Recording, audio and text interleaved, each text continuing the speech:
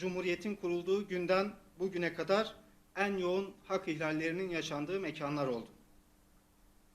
Son yıllarda özellikle 15 Temmuz darbe girişimi sonrasında ilan edilen o hal süreciyle birlikte mahpuslar darbe dönemlerini hatırlatan uygulamalara maruz bırakıldılar. Tüm dünyayı etkisi altına alan 2020 yılının Mart ayında ülkemizde görülmeye başlayan koronavirüs salgınıyla birlikte pandemi tedbirleri adı altında politik mahpuslar açısından cezaevinde yaşanan hak ihlalleri katlanarak artmış ve zaten ağır olan cezaevi koşulları çok daha ağırlaştırılmıştır. Bir yılı aşkın süredir yürürlükte olan pandemi tedbirleriyle politik mahpusların tüm kültürel, sportif ve sosyal hakları elinden alınmış ve neredeyse koğuşlarının dışına çıkamaz hale getirilmişlerdir. Havalandırma ve gün ışığından faydalanma süreleri artırılması gerekirken tam tersine kısaltılmıştır. Kapalı cezaevlerinin yemek ihtiyacını karşılayan açık cezaevlerindeki mahpusların izinli sayılarak tahliye edilmeleri neticesinde yemeklerin hem kalitesi düşmüş hem de miktarı azaltılmıştır. Sağlık hizmetine erişim hakkı, kelepçeli muayene dayatması, görevli personel tarafından hakarete uğrama ve 14 gün süren karantina adı altında tek başına tecritte tutma uygulamaları sebebiyle mahpuslar tarafından kullanılamaz hale gelmiştir. Birçok cezaevinde mahpusların sıcak suya erişimi kısıtlanmış, hijyen malzemeleri ücretsiz olarak dağıtılmamıştır. Aile görüşleri bir dönem tümden iptal edilmiş, sonrasında bir kişiyle sınırlı olmak kaydıyla kapalı görüş şeklinde gerçekleştirilmiştir. Bir yılı aşkın süredir açık görüş hakkından mahrum bırakılmış olan mahpuslar, ailelerinden tek bir kişiye dahi dokunamamışlardır. Pandemi tedbirleri adı altında tüm sosyal, kültürel, sportif ve sosyal hakları ellerinden alınan, aileleri ile görüşmeleri kısıtlanan, engellenen mahpuslar pandemi döneminde onlarca jandarma eşliğinde sürgün edilmeye devam edilmiştir. Bu sürgünler ile uzun zamandır uygulanan politik mahpusları ailelerinden uzak cezaevlerinde tutma ve böylece ailelerinin görüş yapmalarını kısıtlama ve hatta engelleme politikaları devam ettirilmiştir. Sosyal ve sportif etkinlikleri yasaklanarak birbirleriyle iletişimlerine izin verilmeyen mahpusların odalarına onlarca gardiyan baskın biçimde gerçekleştirilen arama adı altındaki tacizler devam etmiştir. Bazı cezaevlerinde mahpuslar koğuştan dışarı çıkarılarak kalabalık gardiyan grubu önünde askeri nizamda sayım vermeleri dayatılmış. Bu onur kırıcı muameleyi kabul etmeyen mahpuslar gardiyanlar tarafından işkenceye maruz bırakılmıştır. Pandemi ile hiçbir ilgisi olmamasına rağmen tüm politik mahpusların dış dünyadan sınırlı da olsa haberdar olabildikleri radyolarına el konulmuştur. Hapishanelere tutuklama, sürgün, duruşmaya katılma, hastaneye gitme sebepleriyle giriş yapan mahpuslar 14 gün süreyle karantina adı altında tek başlarına sağlıksız koşullarda tecrit altında tutulmaktadır. Pandemi döneminde akıl almaz kısıtlamalara ve hak ihlallerine maruz kalan politik mahpusların bu dönemde infaz yasasında yapılan bir kısım değişiklikler ve çıkarılan infaz yönetmeliğindeki düzenlemeler ile yaşadıkları mağduriyetler katlanarak artmıştır. İnfaz yasasında yapılan ayrımcı değişiklikler ve yine bu dönemde çıkarılan yönetmelikle başta çete liderleri ve üyeleri olmak üzere kişilere ve topluma karşı suç işleyen mahpuslar infaz süreleri kısaltılıp denetimli serbestlikten faydalanma süreleri artırılarak tahliye edilirken anayasanın eşitlik ilkesine ve ayrımcılık yasağına aykırı olarak hasta ve yaşlı mahpuslar ile çocuklu anneler dahil politik mahpuslar bu düzenlemelerin kapsamı dışında bırakılarak hapishanelerde ölüme terk edilmiştir. Muhalif gazetelerin ve dergilerin cezaevine girişi engellenmiş, kitaplar üzerindeki sansür artırılmış ve sayıları azaltılmıştır. Mahpusların televizyonlarda iktidar yanlısı kanallar dışında kanal izlemelerine imkan verilmemiştir. İnfaz yönetmeliğinde ayrıntılı olarak düzenlenen çıplak arama yoğun bir şekilde uygulanmaya devam edilmiştir. Askeri sayım, kelepçeli muayene, çıplak arama gibi insan onuruyla bağdaşmayan uygulamaları kabul etmeyen mahpuslar darp edilmiş ve hücre cezası, iletişim yasağı, görüş yasağı gibi hukuka aykırı keyfi disiplin cezalarına çarptırılmışlar ve böylece zaten sınırlı olan iletişim imkanı ve sosyalleşme olanakları tamamen ortadan kaldırılmıştır. Siyasi iktidarın emir ve talimatı ile hareket eden devlet memurlarından oluşan idare ve gözlem heyetleri infaz yasasında yapılan değişikliklerle sınırsız yetkilerle donatılmıştır. Bu heyetler politik mahpusları insan onuruna aykırı uygulamaları kabul etmedikleri, siyasi iktidara muhalif oldukları için iyi halli olmadıklarına karar vererek mahpusların denetimli serbestlik ve şartlı tahliye haklarından yararlanmalarını engellemiş ve politik mahpuslar fazladan hapishanede kalmak zorunda bırakılmıştır. Mahpusların Cumhuriyet Savcısı veya ilgili makamların talebiyle sulh ceza hakimliklerince cezaevinden alınarak sorguya götürülmelerine olanak sağlayan düzenleme yapılmıştır.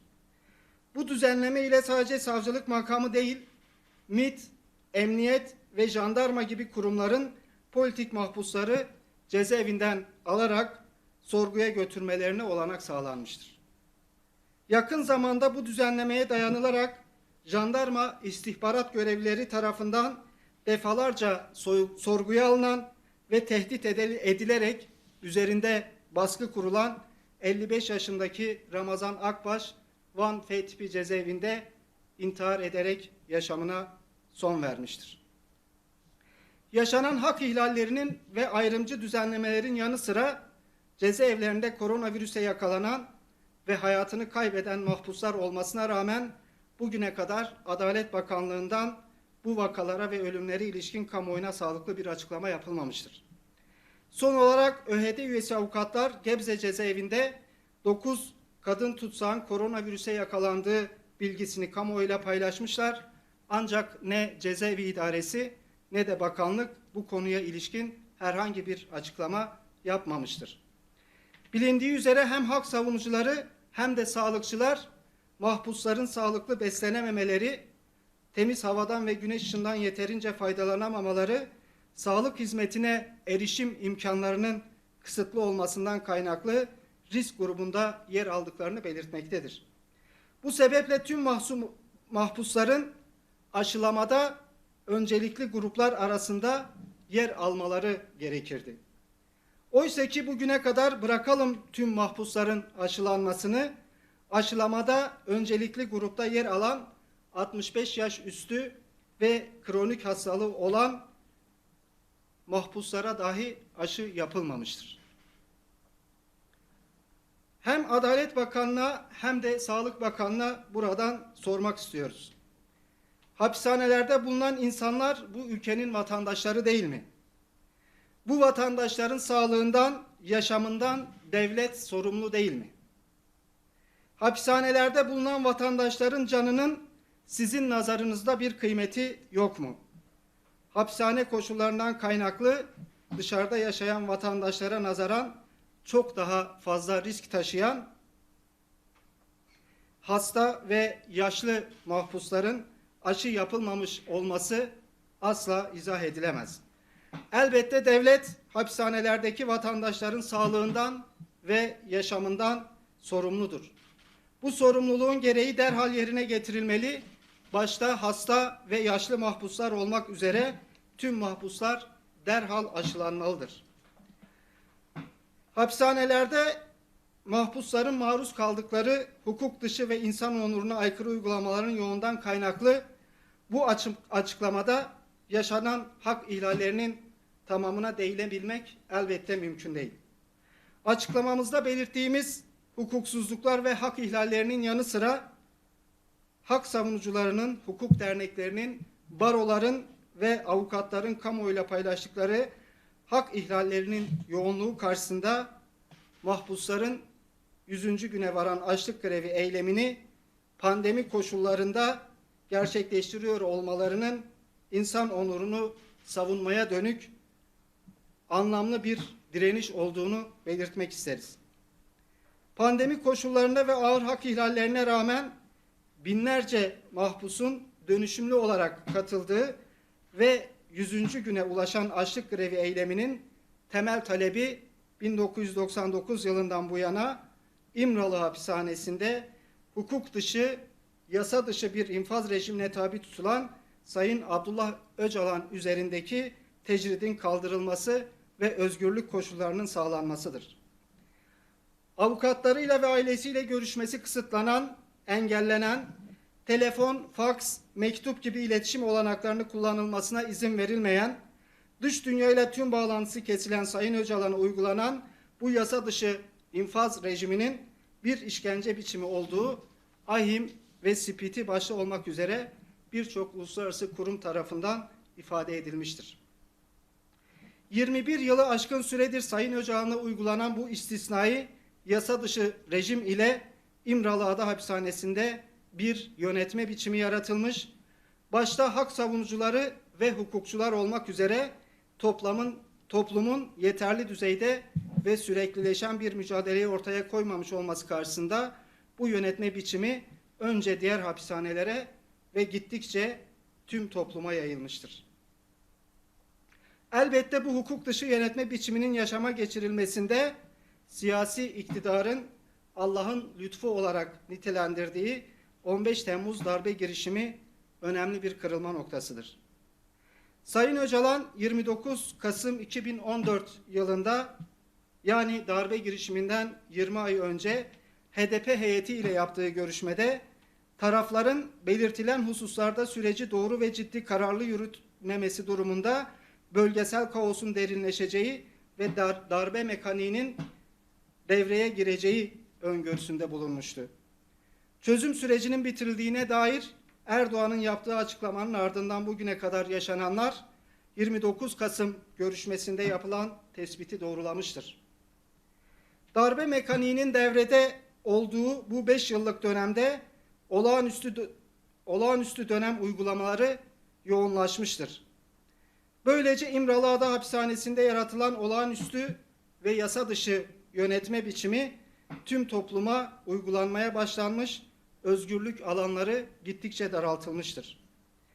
Devletin İmralıadası'ndan başlattığı bu yönetme biçimi Kürt meselesine yaklaşımıyla, savaş politikalarıyla doğrudan bağlantılıdır. Ve bu politikaların da sadece ülkenin içinde bulunduğu hukuksuzluk durumuyla değil, aynı zamanda savaş ekonomisinin yarattığı yoksullukla, işsizlikle, açlıkla da doğrudan ilişkisi bulunmaktadır. Avukatlarıyla 2019 yılında yaptığı görüşmede fırsat verilirse bu sorunu bir haftada çözerim diyen Sayın Öcalan, üzerinde uygulanan tecritin sadece bir insan hakları sorunu olmadığı, aynı zamanda bir bütünen siyasal ve toplumsal yaşamı etkileyen ve belirleyen bir etkiye sahip olduğunu da görmek gerekir. Tecrit edilen sadece bir kişi değil, bir toplumun barış, özgürlük ve birlikte yaşayabilme umududur. Elbette İmralıadası'ndaki tecrit uygulamasının yarattığı sonuçları fiziksel ve sosyal koşulları itibariyle en yakıcı şekilde politik mahpuslar hissetmekte ve anlamlandırmaktadırlar. Bu sebeple 21 yıldır devam eden tecritin kaldırılması için bugüne kadar en yoğun çabayı sarf eden ve en ağır bedeli ödeyen de politik mahpuslar olmuştur. Bugün de pandemi koşullarında ve ağır hak ihlalleri altında 100 gündür devam ettirdikleri açlık grevi eylemiyle bu yasa dışı uygulamayı ve yarattığı hukuksal, siyasal ve toplumsal sonuçları ortadan kaldırmayı hedeflemektedirler. Ancak elbette bu ağır sorumluluğun yükünün mahpuslar üzerinde bırakılması vicdanen ve siyaseten kabul edilecek bir durum değildir. Mahpusların uyarı niteliğinde dönüşümlü olarak devam ettirdikleri açlık grevi eylemi sadece siyasi iktidara bir uyarı niteliğinde değil, aynı zamanda başta siyasetçiler ve hak savunucuları olmak üzere toplumun vicdanlı tüm kesimlerine uyarı niteliğindedir.